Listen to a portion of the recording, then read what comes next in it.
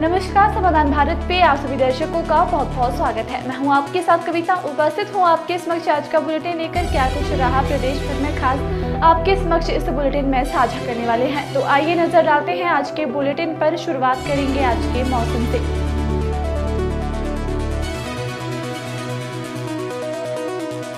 हिमाचल प्रदेश में 8 तक मौसम साफ। 9-10 तारीख को फिर से बर्फ और बारिश का अलर्ट।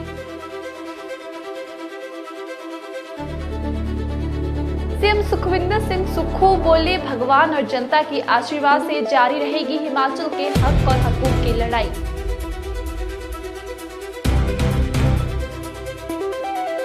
नोटों से भरा बैग देखकर अपना बताकर लड़ने लग गए लोग, लेकिन बैग अब्दुल कयूम का निकला।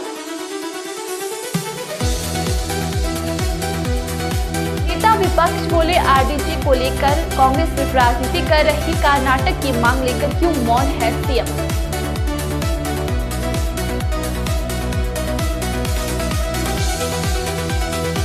आरडीजी पर हिमाचल प्रदेश विधानसभा का विशेष सत्र 17 को राज्यपाल को भेजा प्रस्ताव।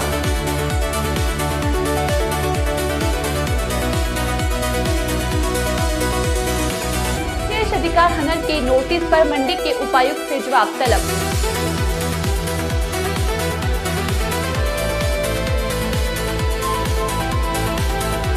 आवास योजना के लिंक पर क्लिक करते हुए ही बैंक से गायब हो गए 7 लाख।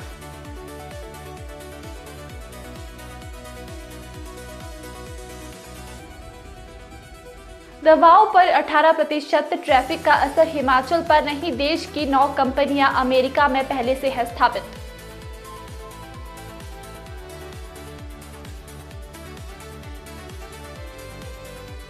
हिमाचल प्रदेश में हर साल बढ़ रहे 10,000 से ज्यादा कैंसर के मरीज।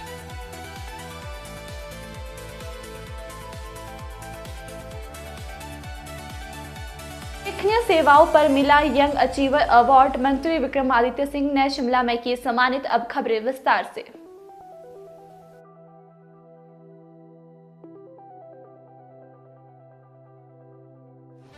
हिमाचल प्रदेश में 8 फरवरी तक मौसम साफ रहेगा। पश्चिमी विक्षोभ की सक्रियता से 9 और 10 फरवरी के अधिकांश क्षेत्रों में बारिश और बर्फबारी होने का येलो अलर्ट जारी हुआ है।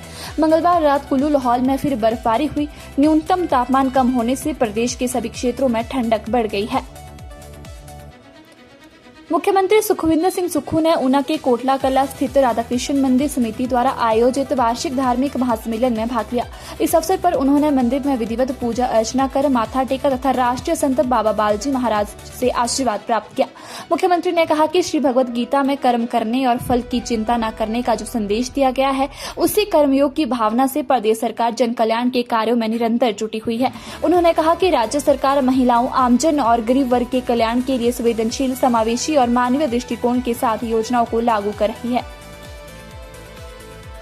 उत्तराखंड में बीते दिन एचआरटीसी की बस दुर्घटनाग्रस्त होने के बाद मौके पर मिले नोटों से भरे बैग के लिए मारामारी मच गई। एक तरफ दुर्घटना में मारे गए 3 लोगों के शव और घायल थे, दूसरी तरफ वहां नोटों से भरा बैग। लोग पर पैसों का लालच कुछ इस कदर हावी हो गया कि वह इस बैग के पैसों को अपना बताते हुए झगड़े पर आमदा हो गए। नेता प्रतिपक्ष जयराम ठाकुर ने आरडीजी के मुद्दों पर कांग्रेस पार्टी पर तीखा हमला बोलते हुए कहा कि कांग्रेस इस संवेदनशील विषय पर केवल राजनीतिक लाभ लेने की कोशिश कर रही है और प्रदेश की जनता को भ्रमित किया जा रहा है। उन्होंने कहा कि वास्तविक तथ्यों को छिपाकर केंद्र सरकार पर आरोप लगाना कांग्रेस की पुरानी आदत रही है। हिमाचल प्रदेश विधानसभा का विशेष सत्र 17 फरवरी को बुलाने का प्रस्ताव लोक भवन को भेजा गया है। इसे सरकार के आग्रह के बाद विधानसभा सचिवालय के माध्यम से भेजा गया है। मुख्यमंत्री सुक्खू की सहमति के बाद इस पर राज्य मंत्रिमंडल से कई बार सर्कुलेशन अनुमति लेकर इसे राज्यपाल को भेजा जा रहा है। राज्यपाल शिमला से बाहर हैं, वह लौटने के बाद इस पर मंजूरी दे सकते हैं।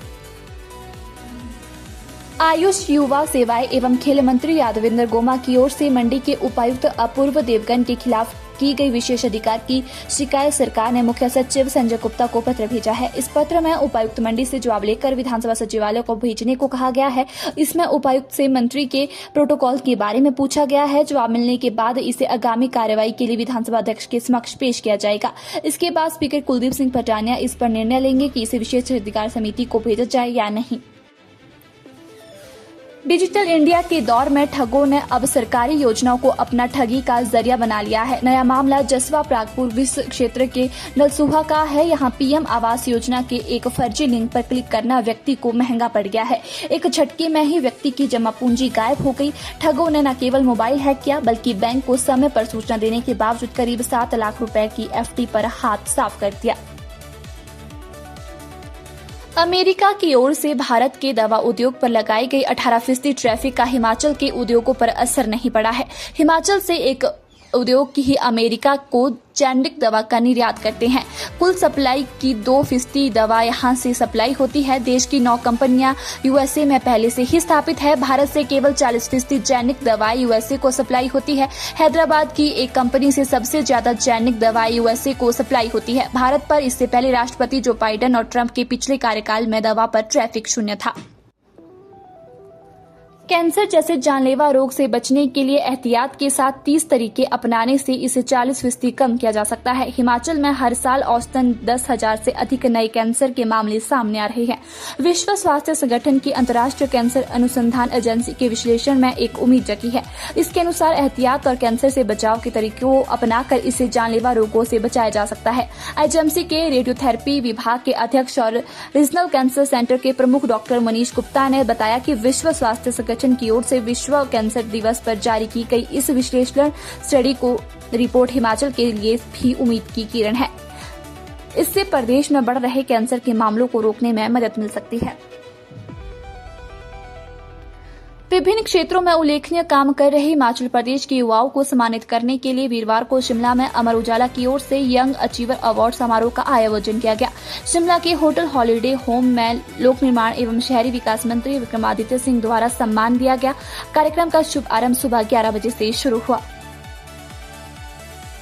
इतना ही। ऐसी ही तमाम खबरों को जानने के लिए जुड़े रहे समाधान भारत के साथ। तब तक के लिए धन्यवाद।